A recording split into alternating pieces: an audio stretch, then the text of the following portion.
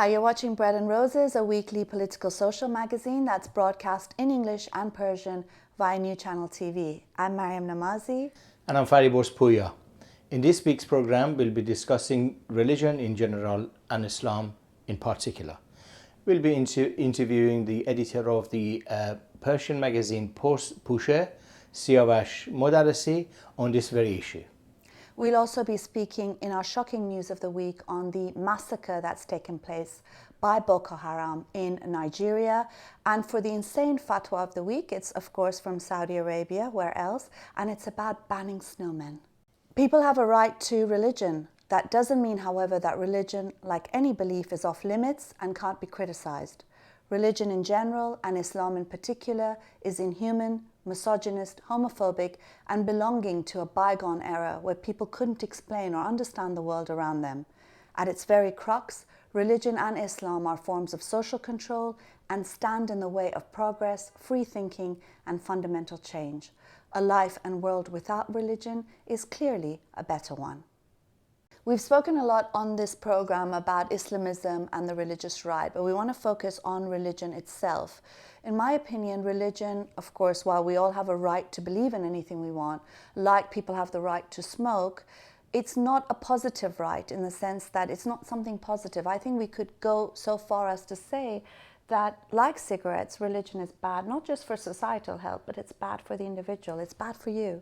No, I agree. I think especially if you have a set of rules and regulation that is unchangeable, whether it's created 2,000 years ago, 1,400 years ago, or recently. Like Scientology. Absolutely, or recently, and restricts people, critical thinking, that's not very healthy for society, because human society only develops where there are free possibility of free thinking, interaction, critical sort of ideas come forward, people test it, and if it's wrong, you take it back, change it, and develop it continuously. That's how societies progress. By having religion as the main sort of set of ideas, that's restricting and controlling, and that's not very healthy for society. And we see the result of that in any country where the strength of religion is prominent, and it has a big role to play in society.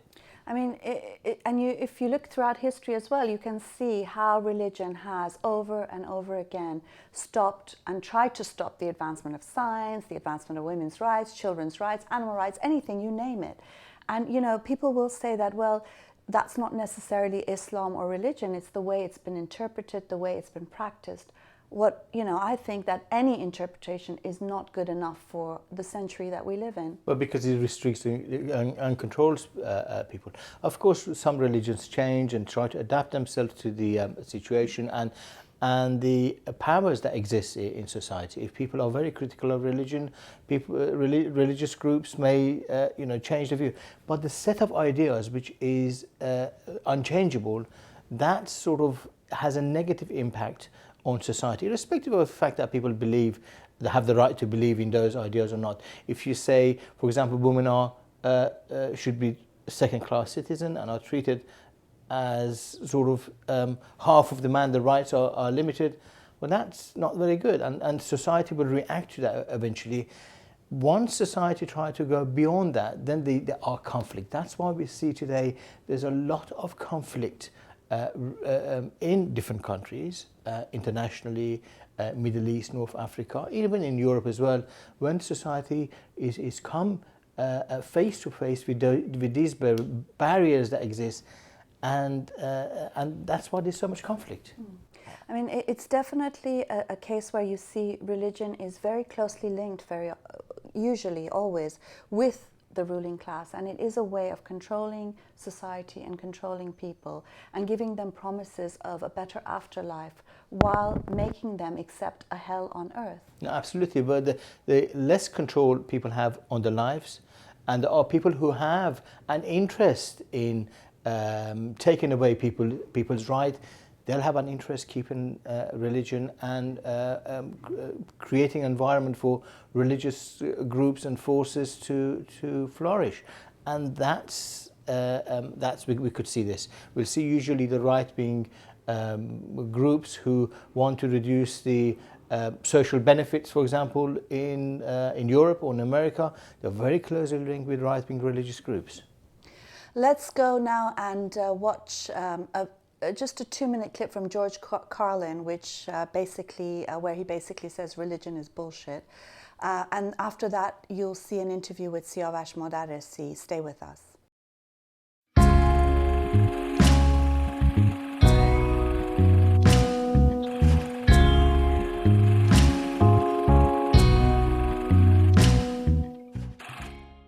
با سلام، سیاوش مدرسی، خیلی خوشحالیم که دوباره توی برنامه ما شما رو میبینیم. خیلی خوشحالم مریم عزیز. با سلام خدمتش بینندگان خوب برنامه خوبت و منم خیلی خوشحالم در خدمتتون هستم. ما خیلی در رابطه با اسلام سیاسی حرف زدیم و جمهوری اسلامی ایران. الان میخوام روی خود مذهب باهاتون صحبت کنم. مذهب در خود نقش مخربی روی زندگی آدما داره یا نه؟ این سوالی که میکنید برمیگرده اصلا به تاریخ علوم، فلسفه مال بشر. یعنی منو یاد یه تابلو خیلی قشنگی از رافائل انداختی تو کلیسای واتیکان، آکادمی آتن، که تو مرکزش دو نفر میان، یه پیرمرد و یک جوان. پیرمرد دستش رو به انگشتش رو به آسمونه، جوان رو به پایین.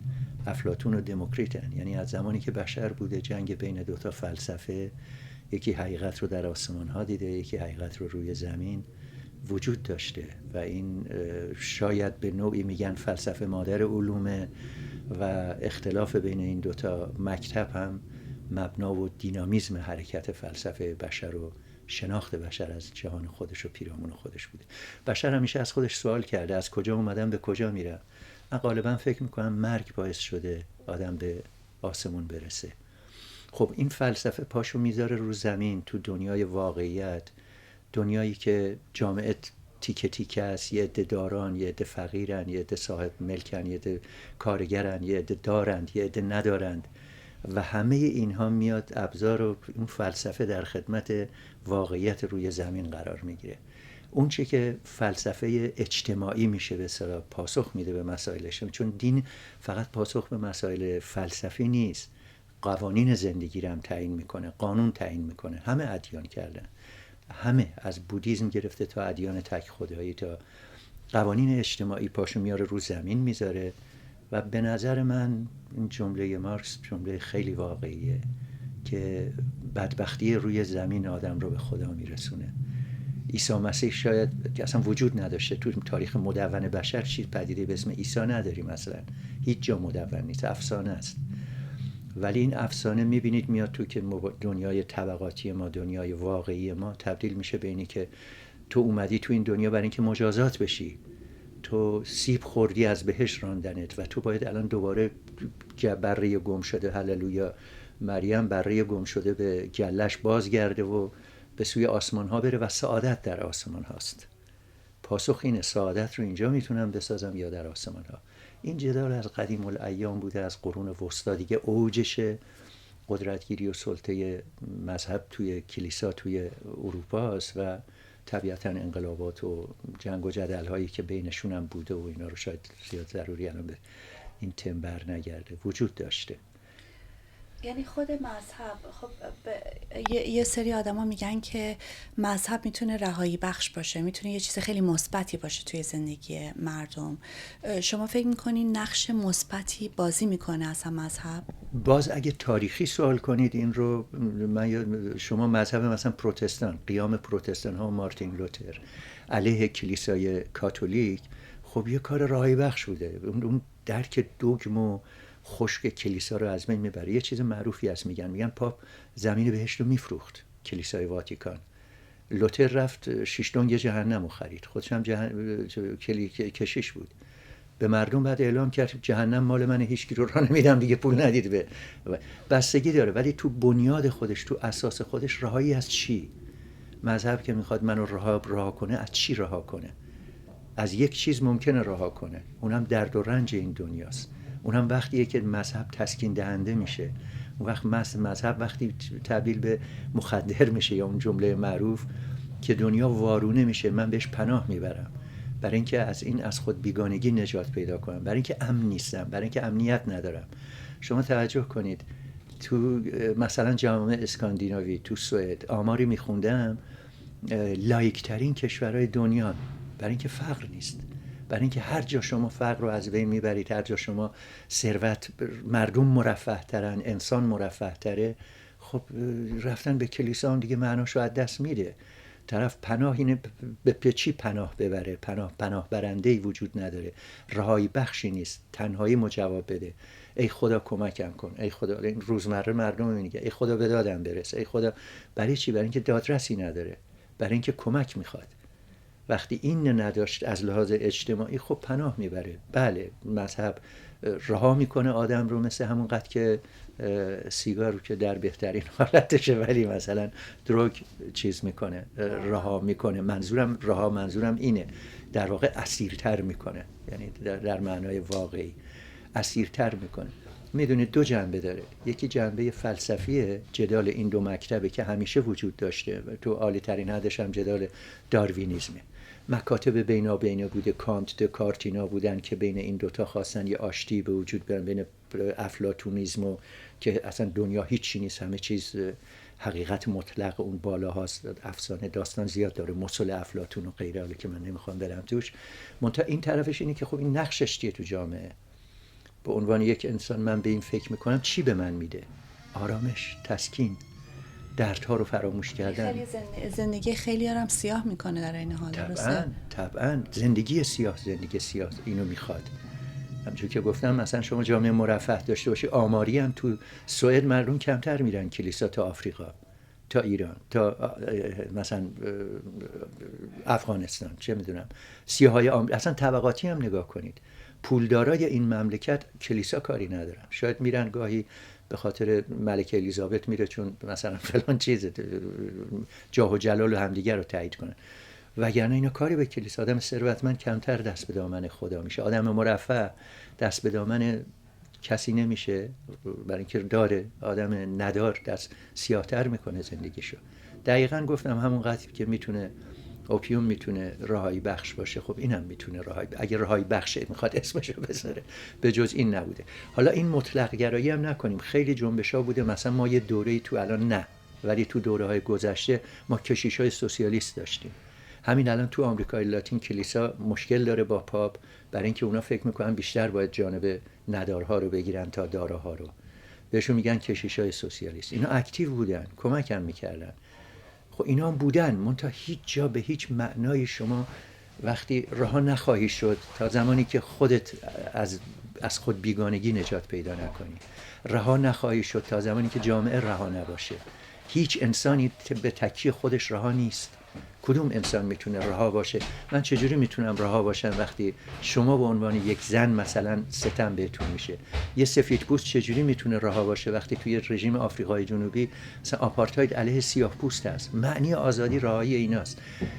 پس بنابراین وقتی آدم به نظر من رها شد، نیازی به این چیزها هم نخواهد داشت. امکان هست که مذهب اگر یا اسلام برای مثال صحبت از اینه که اگر اسلام تعابیر بهتری داشته باشه یا تعابیرهای خوبی وجود دارن، اینا خب مثبتن و میتونن نقش مثبتی در زندگی مردم بازی کنن. ببینید قطعا من دوست دارم هر چی خوبه، ولی من که مثلا حوزه علمی قوم یا کلیسا نیستم. اگه قراره اونا خودشون بکنن، تو صحنه جامعه من نمیبینم همچین چیزی. همین داستان مجله چارلی، از دیروز تا حالا پاپ، جمهوری اسلامی، که فلان ملای مسجد توی ترکیه، نمایندگان پارلمان پاکستان ریختن تو خیابون میگن تروریسم نه، ولی شما حق ندارید ما رو کریتیک کنید. یعنی چی که حق ندارم؟ تا دست راستی های آمریکا، یعنی CNN و فلان اینا، همه بلند شدن میگن تعظیم کن، میگن کاریکاتور توهین نیست، شما من از دینت میام بیرون منو میکشی مثلا طبق قوانین، ولی یکی اومده یه کاریکاتور از تو میکشه باید بری به گلولش ببندی. اینای دیگه میگن تروریسم بده، خودشون هم حالا کارنامه‌شون چقدر ترور توشه بماند. منتها از اون طرف میان میگن نه نشد، آزادی نداره، نباید داشت، تو منو آزرده کردی. آقا جون شما دخترای مردم رو میگیرین میبرین میفروشین تو نیجریه، نمیدونم تو کلیسای واتیکان بزرگترین مشکل با شما پدوفیلی و سوء استفاده جنسی از کودکانه. اینا همش توهین به بشریت نیست؟ من یه کاریکاتور پاپ کشیدم میشم مثلا حق ندارم؟ کجاست این رهایی بخشه؟ بیان تو خیابون تظاهرات کنن بگن آقا جون مذهب امر شخصیه. من میگم آها چه خوب، یکی پیدا شد کاری به کار این چیزا نداره، میگه شخصیه، میگه امر من میخوام خودم برم بهش، به کسی کاری نه. ولی الان بزرگترین پروبلم به نظر من تو اروپا اینه که شما احزاب هست اینجا، الان مسجد شده حزب، که مثلا هر ملایی میره بالا منبر شروع میکنه در مورد سیاست حرف زدن. خب برو حزبتو درست کن، بیا رأی آوردی، بیا طبق قوانین بازی اینا. نمیره حزبشو درست کنه، چسبوندتش به دینش. میدونین چی میگم؟ نمیدونم، بیان تو وسط ببینم این رهایی بخشش، من ببینم لابد سوت میکشم براشون. به عنوان آخرین سوال اینه که آیا باید مبارزه علیه خود مذهب به عنوان یه عقیده‌ای که به هر حال به قول خود شما رهایی بخش در واقع نیست، باید چنین کاری کرد، باید مبارزه کرد علیه مذهب؟ ببینید مذهب مبارزه میکنه و مبارزه وجود داشته. همون داستان تابلوی چیزو گفتم، از اول تاریخ بشر فکر کرد، این دوتا نحله فکری در مقابل هم بودن، اون کریتیک کرده، این کریتیک کرده. داروینیسم داشتیم، داروینیسم نقده، اینکه بشر از کجا اومده، سوال فلسفی هست. این جدال دائما وجود داره. طبیعتا هر ماتریالیستی و هر آدم ایدئالیستی، حالا به معنای فلسفیش، این جدال رو دارن با هم میکنن، انجام میدن. آخر قرن 21 داستان سیب و آدم رفت سیب خورد و اومد، ببین اینا یه مقدار خیلی درکش سنگینه برای بشر. اینی که من فکر کنم تو این دنیا، تو این دوره اتفاقا چنین چیزی وجود نداره. زمینه‌های مادی تفکرات خرافی وجود نداره. به این دلیله که هرچه هست سیاسته. به این دلیله که شما تو علوم رو نگاه میکنید، دانشگاه ها کجا حوزه علمی قم چیزی به عقل بشر اضافه میکنه؟ میخواد فیزیک بده، باید بره فیزیک کوانتوم، فیزیک نیوتن و اینا رو درس بده دیگه. میخواد زیست شناسی درس بده، نمیتونه. میخواد بره پزشکی، نمیتونه داروین رو دور بزنه. بنابراین زمینه مادی نداره به نظر من. تو قرن 21 زمینه مادی چنین چیزی با این همه پیشرفت علم بشر وجود نداره. هرچه هست سیاسته. به نظر من سیاسته و باید سر اثر سیاست طبیعتاً گرفت و رفت جلو کوبید. عقاید فردی آدم آزادند، هر کی هر چی دوست داره، حقوقاً به خودش ربط داره. جدال علمی بین این دوتا وجود داشته و امروز علم بالادست داره. میخوام بگم اول قرن 21 علم اینجاست، بالاترین حد ایستاده. زمینه مادی وجود نداره برای به جز فقر و نداری. یه جایی خوندم این یکی از اینایی که تو این تروریستا حمله کرده اصلا زبان عربی نمیدونسته، قرآن هم نخونده بوده، فرانسه حرف میزده، بچه فرانسوی بوده، تو زندون با یارو هم با اون مولای شیخ اون روش مخشو زده، به قول ترونیا روش کار کرده. این کجاش مبناش باور به زمین و آسمان و کائنات و فلسفه است؟ میدونید تو انتهای قرن 21 جهل ندونی و خرافات تو ضعیف‌ترین شرایط خودش قرار داره. بنابراین هر چی که هست سیاست هست و اینا به خاطر سیاسته که این کارا رو میکنن. خیلی ممنون سیاوش مدرسی. متشکرم که این امکانو بهم دادی مریم عزیزم. با تشکر از شما.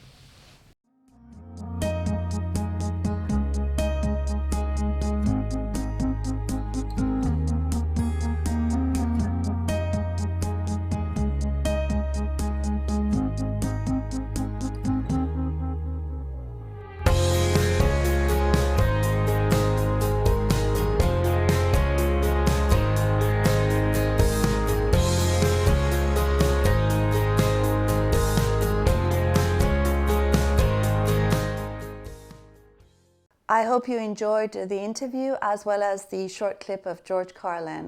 It's brilliant commentary on religion. I mean, if we go back to this issue on, religion as something that needs to be combated in a sense, even as a personal idea. I mean, I think Mansour Hikmat, the Iranian Marxist, mentions the fact that like the tobacco industry, there needs to be a conscious fight against the religion industry, because while everybody has a right to believe what they want, they have a right to smoke, nonetheless, it's not good for societal health. And we need to actually combat it via education and via legal means in which to restrict the religion mafia and religion industry. And I think that's one of the features of 21st century religious existence in society and at the political level. Religion today, Islam in particular, and religion generally, I mean, when it enters political scene and that level, it's very closely linked to fascist movements. We'll see that in Nigeria. We'll see that in Iran. We'll see that in Iraq and in the form of ISIS. These are fascist groups, and we need to recognize this. This is not sort of the ideas of humans 1400 years ago. They're trying to work out what it means. Today's religion at the political level is very closely linked with fascism, and it needs to be treated as such. I think that's important. Yeah, I mean, definitely. We'd like to hear your views on this. But, you know, I mean, I basically think that religion is obviously, as we've said before, too, is a personal matter. It's a private matter. Nonetheless, today religion is, you know, the genocider of people. It's no longer just a question of being an opiate. And so it's important to be able to challenge it, criticize it, and question it, and that's something that religion doesn't allow. And that's why free thinkers, from Charlie Hebdo to Raif Badawi to Sohail Arabi to all those who are being killed or imprisoned or executed for free thinking, why they're so crucial and their work is so crucial, and why they must be defended.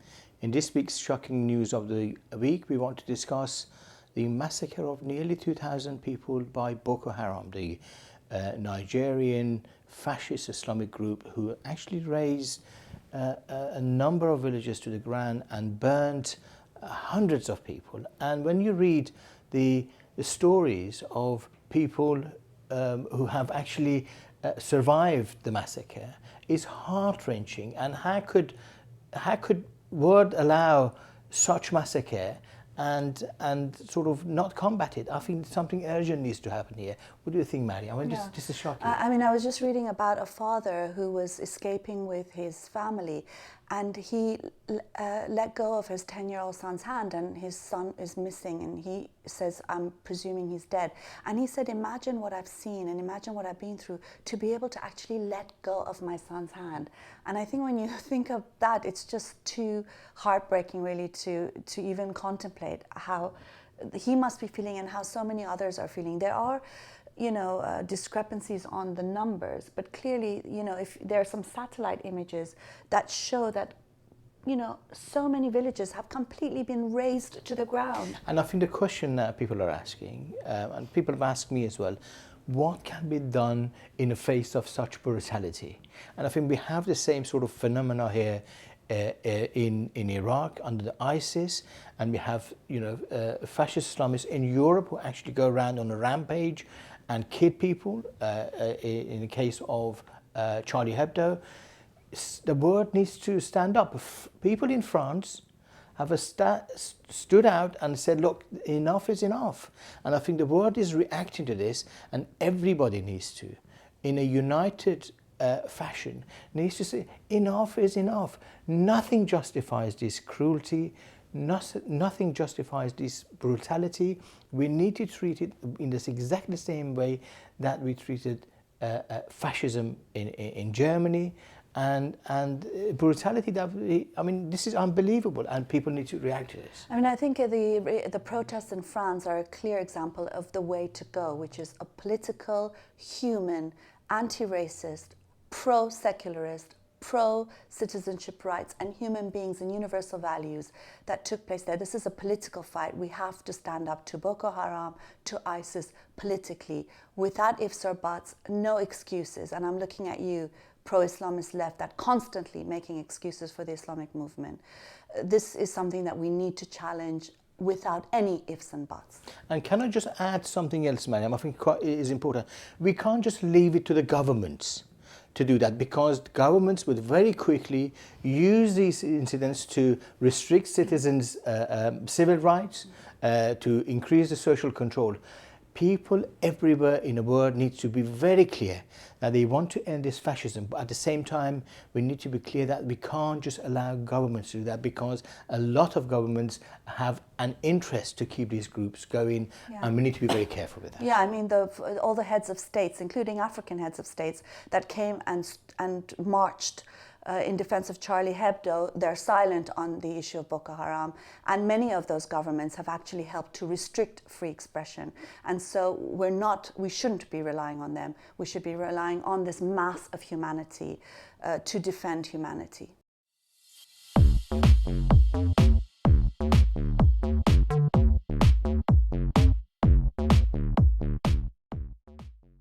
Now, our insane fatwa of the week comes from none other than the Saudi clerics. One has basically said that creating and building snowmen is forbidden.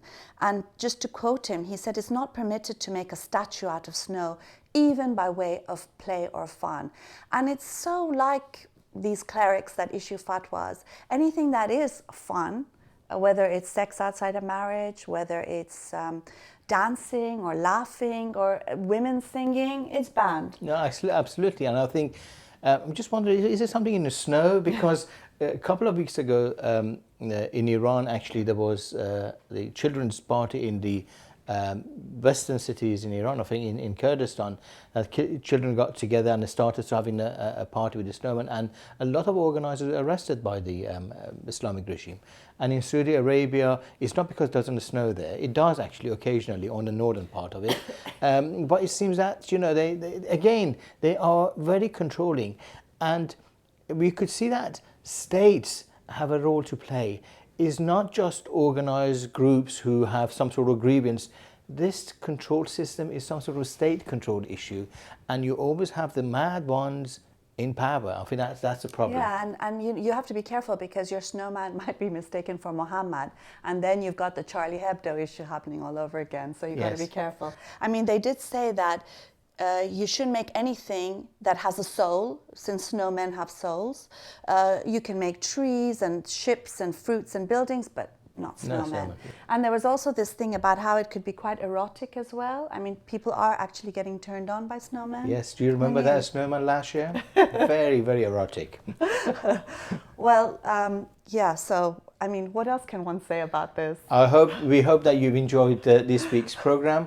Please do write to us. We would like to hear your views. We've had a number of viewers who have actually written to us. We'll try to respond to those questions, and we look forward to hearing from you again.